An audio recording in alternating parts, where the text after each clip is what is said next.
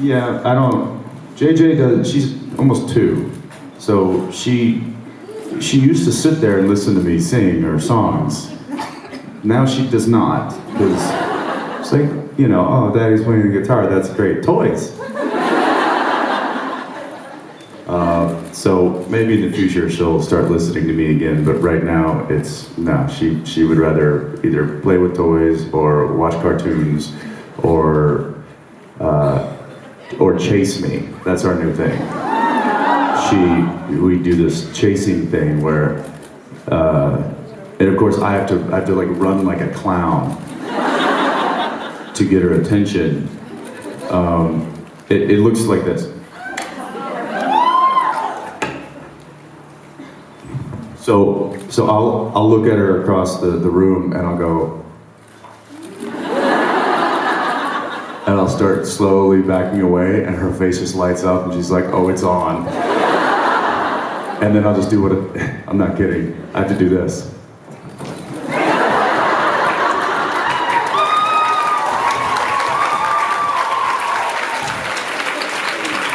And I'm good for about like 2 or 3 laps and then I'm like,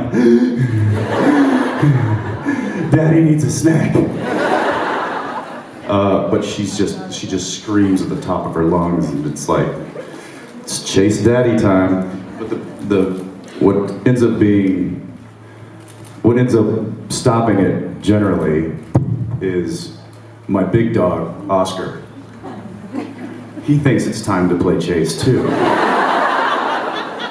So now I have this 70-pound dog running and leaping, and when you've got a little 2-year-old trying to chase you, the two of those things don't mix very well because they're both hyper and out of control.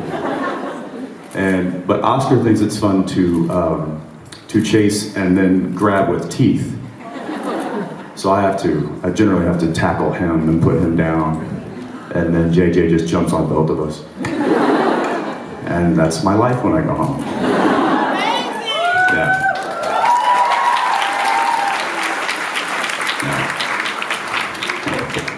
Thank you. Hi. Hi, thanks for being here. Thank you for being here too.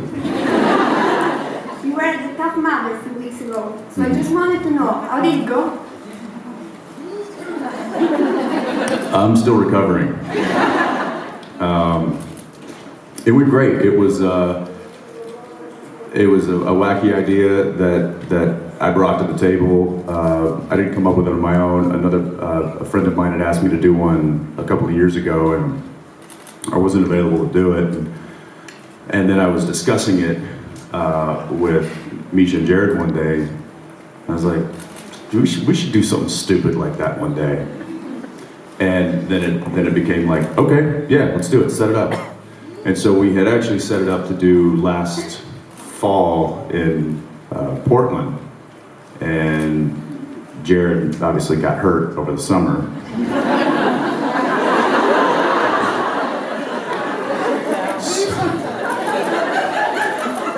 So we postponed it, and I started looking at other cities, because they do them in various cities like almost once or twice a month.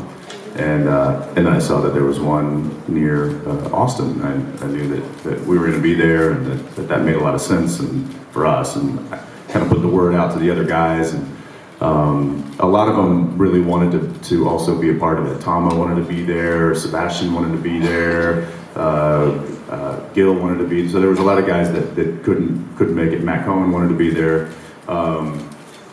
But we got a good group of guys, and everybody, kind of trained for it a little bit.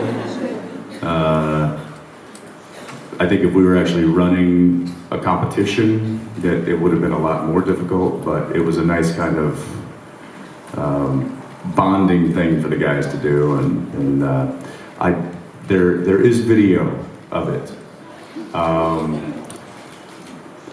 Jared and Osric both wore GoPros. That I believe Richard Spate is trying to cut together and make a little something that we can show you guys. So, hopefully. It ain't pretty. It ain't pretty at all. But yeah, it was a lot of fun, and it was a really good bonding experience for those guys. Thank you so much. Yeah, thank you. Hi. Hi. Do you think Dean is capable of killing Sam in the season finale? Capable of killing Sam? I'm going to say that Dean is capable of just about anything at this point.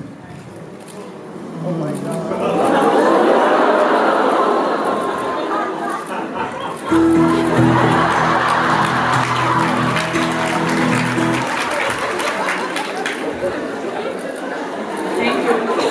You're welcome. Hi. Thank you for being here. It's so cool to meet you. And my question is, in the episode Soul Survivor, which you were also by the way, were you referring to Jack Nicholson's interpretation in The Shining? Playing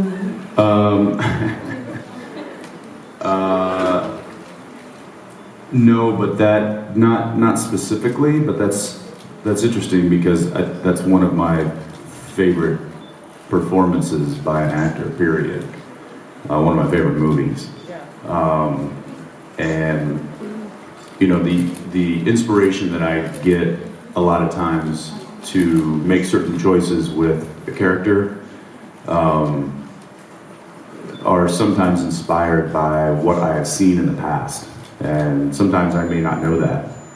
I may not know where that's coming from. But subconsciously it might be coming from Jack in The Shining. Yeah, so I mean it could have been. Okay, thank you. Yeah, thank you. Hi. Hi, I was wondering, which qualities do you think Dean admires more about Sam?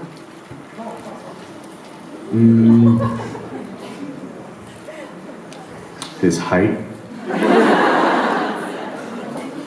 his youthful good looks, not his hair.